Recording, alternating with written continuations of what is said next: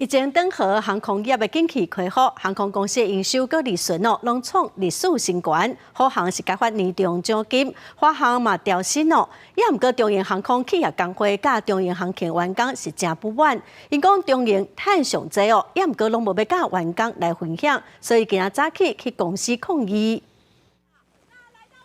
因行动局考试中营航空董事长孙家平伫办公室开庆功宴。 庆祝今年7月份创132亿的利润，破历史新高，是员工的血汗换来，所无甲员工分享。中营航空企业工会甲中营航空员工16早起伫南康大楼头前抗议，希望母公司也照顾子公司的员工。 连老天爷都哭泣，可以把盈余合理的分配给员工，照顾员工，不要让人才都流失了。星宇一招人，华航一招人，虎航一招人，外商一招人，我们这边走一片。我们呼吁我们长荣航勤的董事长，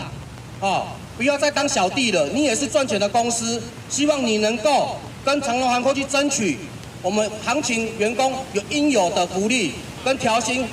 长荣大价钱要合理分配。 提顶半年各航空业营收净利来做比较，工会质疑，像华航趁钱，员工加发5到10万块的年终奖金，华航9月先调薪2000，中营航空赚的净利是华航的2倍到3倍，拢无甲员工分享，要求公司应该甲利润分享给员工，年终甲年度调薪应该甲工会实质协商，年度调薪袂当少过5000。